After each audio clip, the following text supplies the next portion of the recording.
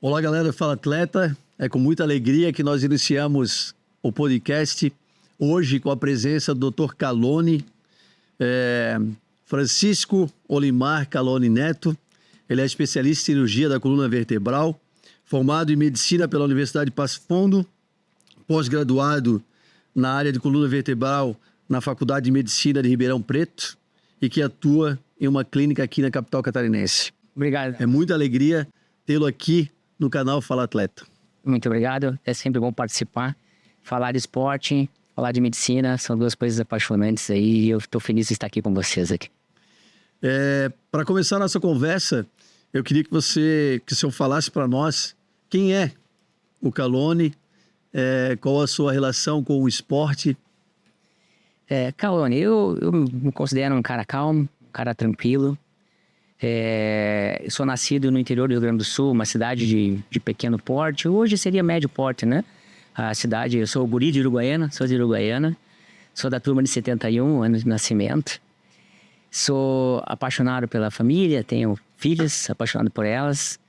Gosto, como todo gaúcho, uma boa carne, acompanhado de um bom vinho. E sou apaixonado por esporte. O esporte teve a minha vivência toda, a minha infância. E falar de esporte aqui sobre a patologia da coluna vai ser extremamente confortável e bom. E esse esporte que esteve presente em praticamente toda a sua vida, né? Foi jogador de futebol de salão, foi quase jogador de futebol e praticava crossfit, é isso? O crossfit foi só um período aí mais de brincadeira mesmo aí. Na verdade, o esporte, como eu comentei, a cidade do interior é uma cidade pequena e o que tu faz? Tu vive fora de casa, bem diferente da situação hoje em dia. Então, desde as brincadeiras, corridas, bicicletas, né, natação, tudo estava incluído já desde a infância.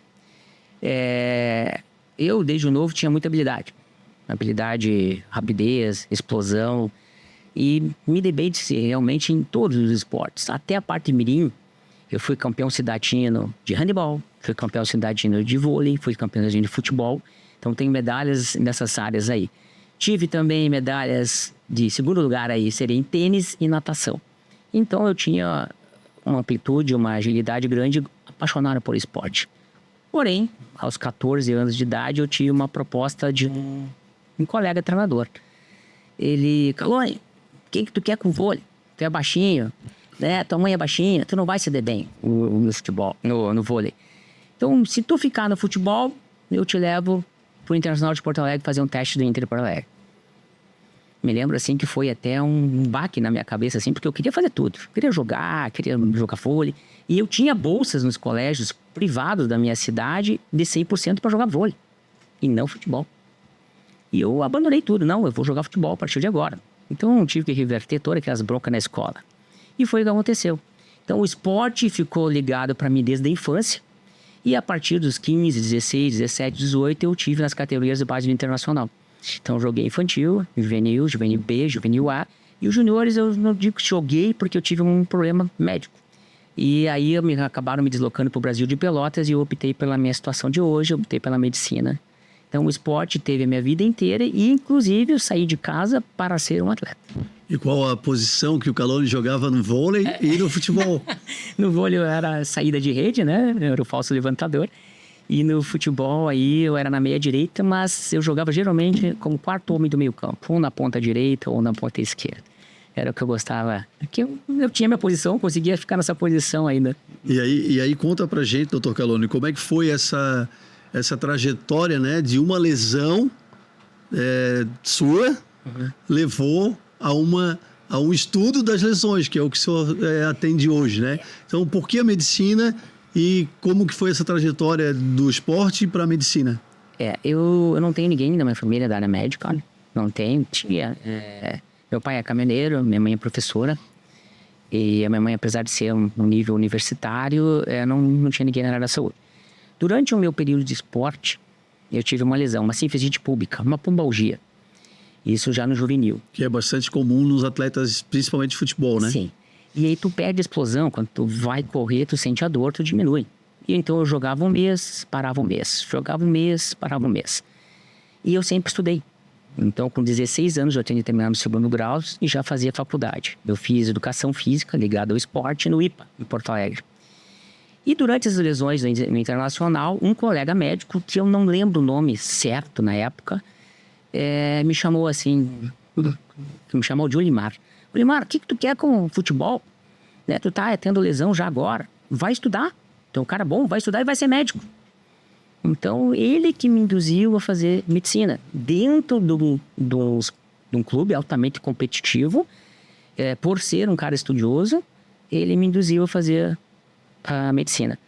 Como eu tive essa lesão, eu não conseguia jogar, treinava um mês, parava um mês, e teve uma transação dos juniores para ir para o Brasil de Pelotas, em vez de ir para o interior, eu optei por tentar o vestibular. E tive a felicidade, não passei numa federal por detalhes, talvez até por uma falta de orientação naquela época, e passei em Caxias e Passo Fundo.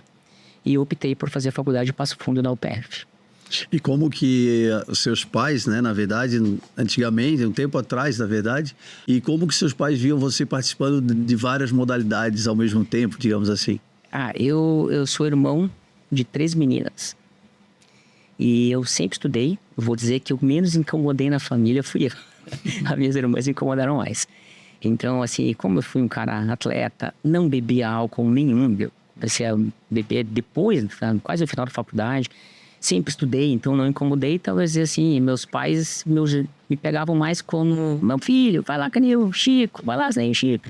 Então, assim, é bom servir de exemplo também para as irmãs, tudo. E até para outros familiares. Hoje, na minha família, já tem mais outros médicos. Não sei se eu impulsionei ou não. Mas talvez eu tenha dado norte para esse pessoal aí, meus familiares.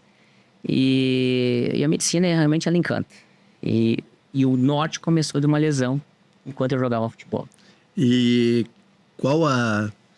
digamos assim, qual foi a situação que levou o senhor a escolher a cirurgia da coluna? Hoje o senhor é um dos maiores especialistas em coluna vertebral. O que levou a esse caminho, digamos assim, a chegar na... Quando tu tá na faculdade, tu tens várias áreas de estágios, treinamentos. Tem estágios obrigatórios na faculdade e tem estágios extras, né? E quando tu entra na faculdade, a tua ânsia de conhecimento é muito grande. Então a gente acaba passando por vários setores, né? Eu, praticamente ortopedia, traumatologia, neurocirurgia. Tive umas partes clínicas aí, fui para nefro uma vez, na nefrologia. Cheguei a acompanhar a cirurgia plástica um período também. Mas eu acho que até pelo próprio esporte, a ortopedia e traumatologia está relacionada. Lesões de joelho, ombro, tudo. Então, talvez até pela ligação com o esporte, eu optei pela ortopedia e traumatologia. E foi as duas que eu mais fiz, ortopedia, traumatologia e neurocirurgia. Então, até na minha formação final, eu fiquei em dúvida. Vou para neurocirurgia ou vou para ortopedia? O que tem de comum entre a ortopedia e a neurocirurgia? Na coluna vertebral. Então, quando tu está fazendo estágio, está estudando ortopedia, tu vê coluna. Quando está na neurocirurgia, tu vê coluna. Então, talvez essa vivência maior por coluna me levou a escolher essa especialidade. Tanto que, antes de eu entrar na residência, tanto na ortopedia ou na neuro, eu já tinha optado por fazer coluna. Ou seja, no 5º ano da faculdade, eu quero fazer coluna vertebral, independente da área que eu fosse. É um dos temas bastante polêmicos, né, no Brasil nos últimos meses, que foi toda a questão ligada aos gramados naturais e gramados sintéticos no futebol. Né? E nada melhor do que um especialista em ortopedia e na coluna vertebral para conversar um pouco sobre isso e nos dar alguns conselhos e algumas afirmações bastante até científicas, digamos assim. Em uma das entrevistas, o técnico do Palmeiras, Abel Ferreira, ele afirma que não está escrito em nenhum estudo científico que um gramado sintético provoca mais lesões. Do outro lado, nós temos o Lucas, que é jogador de São Paulo, que também rodou o mundo, e ele deu uma declaração que ele preferia jogar num gramado ruim, natural, do que jogar num gramado ótimo, sintético. Como que o médico, o Dr. Calone, o esportista que jogou futsal, jogou futebol, vê essa situação? Na verdade, isso aí não é um tema novo. Isso aqui já tem documentários, já tem trabalhos desde a década de 60. Tá? Na América do Norte, na Europa, tem muito frio e tem muitos ginásios fechados. Então a grama sintética já é utilizada desde a década de 60. E então tem trabalhos já clássicos já na literatura que falam aí sobre comparações entre lesões na grama sintética e na grama natural. Trabalhos da UEFA, né? Trabalhos da FIFA, trabalho da Sociedade Americana de Futebol, tanto amadora, né? Universitária, como a profissional. O principal problema, bom, primeiro vamos comparar. Realmente existe um pouco, a maioria dos artigos fala que existe um pouco mais de lesões ligamentares, sim, relacionadas na parte da grama sintética. O que acontece? Tu tem maior atrito.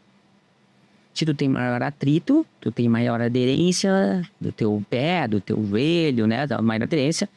Tu tem maior força muscular, tu tem que fazer mais esforço. Tu perde a agilidade, ele fica mais aderido. O que acontece? Tu tem sobrecarga mecânica nas articulações, tem sobrecarga mecânica ligamentar.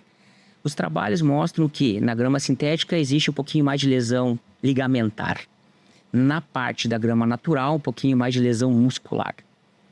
E com a evolução da grama sintética, não é uma diferença estatisticamente muito grande. Então, tem lesões, mas não tão significativas. Tá? O que aconteceu? A evolução da grama sintética. Tem a primeira geração, segunda geração, terceira geração, que hoje é utilizada pela FIFA, e já estão lançando a quarta geração. O que houve? A primeira era uma grama praticamente sintética. Então, assim, ela era muito dura, a bola quicava diferente, tinha uma aderência muito grande, um atrito muito grande. Segunda geração já botaram areia e borracha, que é o que a gente usa mais hoje, né? Então, já tem um pouco mais de amortecimento, mais similar à grama natural. Terceira geração já foi um pouco mais alta, já tem areia, um pouquinho de borracha também e um pouco mais de altura, já usando, se não me engano, a FIFA recomenda de 4 a 6 centímetros de altura. Então, assim, com a evolução da grama sintética, é quase o mesmo amortecimento, não igual, lógico, que uma grama sintética. E já estão lançando a quarta geração, que não vai um pouco de areia, essas borrachas assim, que é mais o tipo mesmo de entrelaçamento do sintético aí, só que ainda não está oficial ainda. Então, com a evolução da grama sintética, diminuiu. Mas o índice de lesões, nos últimos artigos aí, falam que a gravidade da lesão, geralmente na grama sintética, é um pouco maior que na grama natural.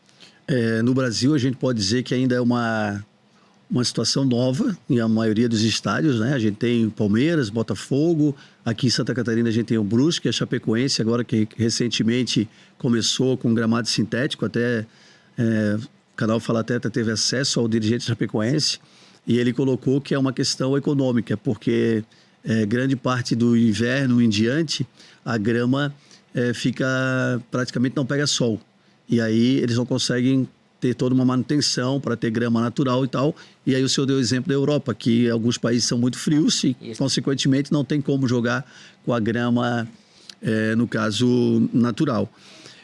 A gente está falando de alto rendimento. Atletas que se preparam, que se cuidam, tem uma equipe de fisioterapeutas, médicos. E eu gostaria que o senhor falasse também para aqueles jogadores de final de semana, ou jogadores de 2, 3 vezes na semana, né? Quais os cuidados que eles devem ter, né, em gramas sintéticas, que hoje, vários locais aqui na cidade, as pessoas praticam futebol nessas áreas. Como tu falaste, o jogador está preparado para aquilo, né? Tem a lesão devido à força, né, o tipo de jogo deles aí. Qual é o problema do futebol de fim de semana, né? A gente vai, brinca, toma cervejinha depois. Só que a maioria do pessoal não se prepara para o futebol. Então, como tem mais atrito, mais força tem que fazer, o índice de lesões aumenta. Então, qual era a dica? Se tu quer jogar uma bolinha, quer jogar um futebol, tu tem que se preparar. Umas corridas aí, 2 corridas, 3 corridas durante a semana. Principalmente reforço muscular. Trabalho de propriocepção, porque futebol tem vários movimentos, então tu tem que ter uma propriocepção boa. Um tênis adequado, né? Quando o tênis tiver muita aderência, já numa grama com aderência maior, com certeza o índice de lesões de tornozelo, lesão de joelho, inclusive de coluna, são maiores. Então, qual é que é a dica? Quer jogar um futebol? Treine, faça, se prepare. Porque se tu for jogar uma vez por semana, sem treinar, tu vai se machucar. Vale a pena estar lá? Sim, uma brincadeira, a cabeça fica boa, com os amigos, tudo. Mas algumas lesões podem ser sérias e até te levar a um procedimento cirúrgico. Então, se preparar seria a melhor opção. E uma das grandes orientações do professor de educação física, principalmente, né, e os treinadores, e aí o senhor pode reforçar essa ideia, é a questão do aquecimento, né, que muita gente chega e já vai jogar. E esse cuidado também tem que ter, principalmente o joelho, tornozelo, coluna. Tem alguma interferência? Tem, né? Tem. Tem aquela dúvida, assim, sempre uma pergunta assim, tu alonga bem antes da entrada do futebol ou depois do futebol, né? O que a gente vê melhor agora é o aquecimento, aquele dinâmico. Tu dá uma corridinha, joga a perna para um lado, joga o aquecimento dinâmico, não aquele estático, só de pegar e alongar o máximo que dá. Então, tu faz o aquecimento junto com a articulação, né? Fazendo movimentos rotacionais, movimentos de estiramento, tudo mais dinâmico. Então, tem que se fazer. E isso previne o quê? Tu previne o músculo a receber o impacto que tu vai propor depois, logo no futebol. Então, o aquecimento, como a maioria dos esportes, futebol é fundamental.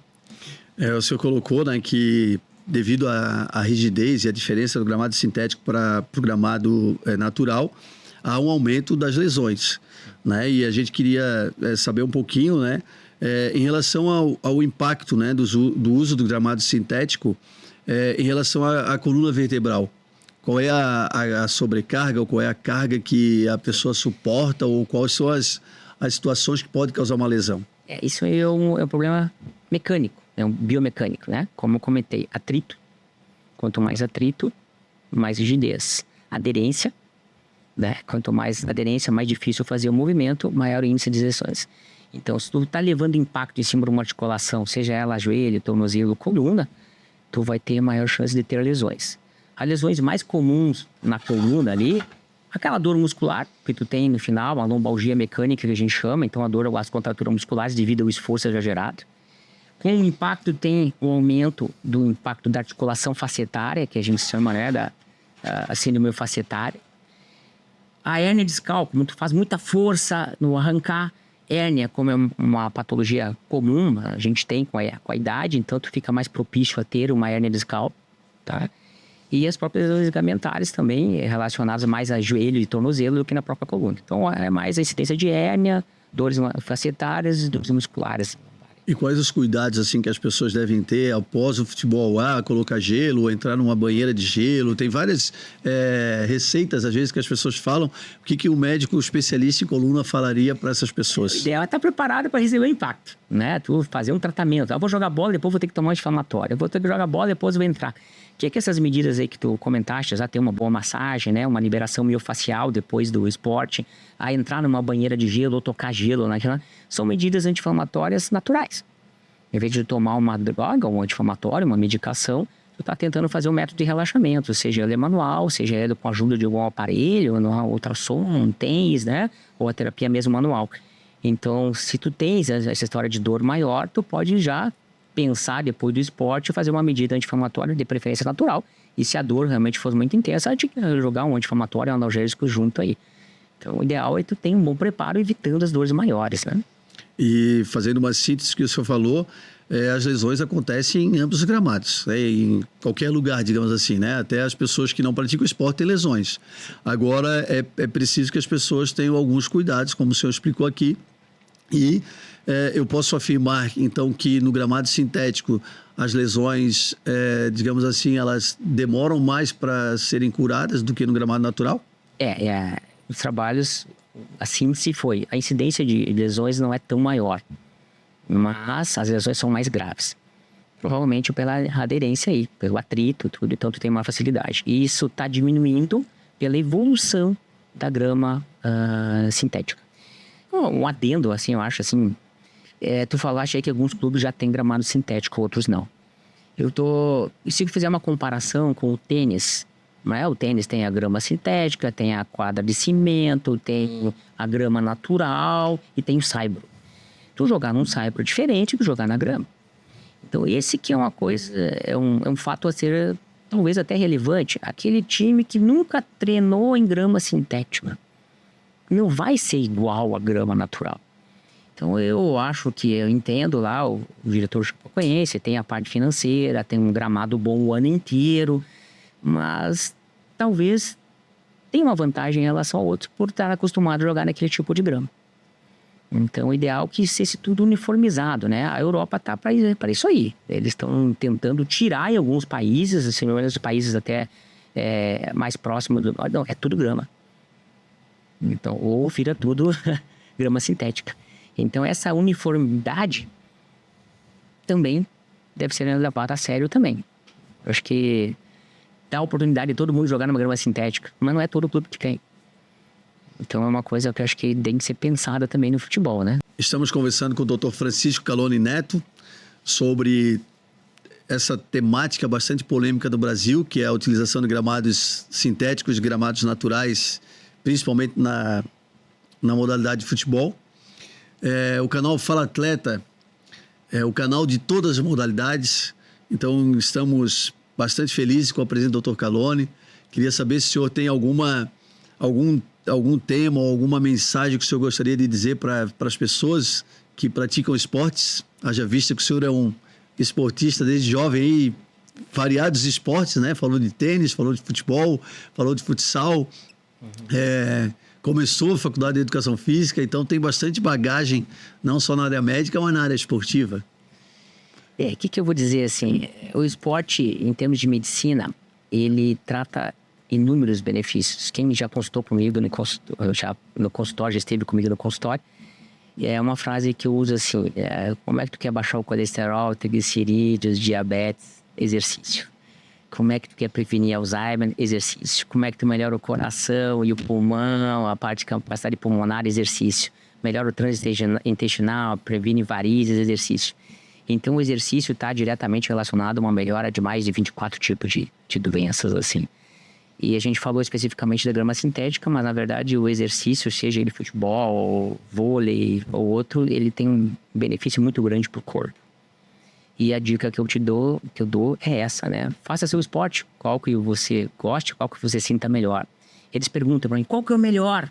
A pergunta eu digo, é o que você gosta. É o que você gosta.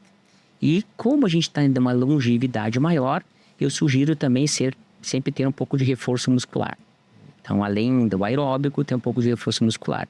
Então, a dica, eu acho, já que nosso canal aqui é voltado ao esporte, faça o esporte, o que você quiser. E se prepare, dependendo do tipo de esporte, seja mais agressivos, ou envolvendo mais carga, força, se prepare para ele.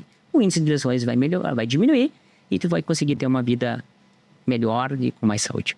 O senhor colocou uma situação bastante importante, bastante interessante, né? A longevidade do Brasil, segundo o IBGE, alguns anos atrás era 71 anos. E hoje, chegando em 2025, a média é de 75 a 76 anos. E uma das atividades esportivas que a gente está vendo um crescimento bastante significativo são as corridas. As maratonas de 3, de 5, de 10, de 20 quilômetros, aí cada local coloca o seu percurso. Mas é uma modalidade que está atraindo muita gente. É um caminho para melhorar a saúde e melhorar também a longevidade?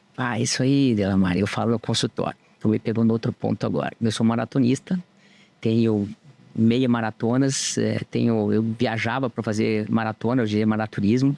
Então, tu falar de corrida para mim é outro fator apaixonante. Depois que eu parei de futebol, eu acho a corrida um dos esportes que mais libera endorfina, que a gente corre pouco e tu tem o prazer de satisfação muito bom. Então, isso leva à longevidade, o esporte.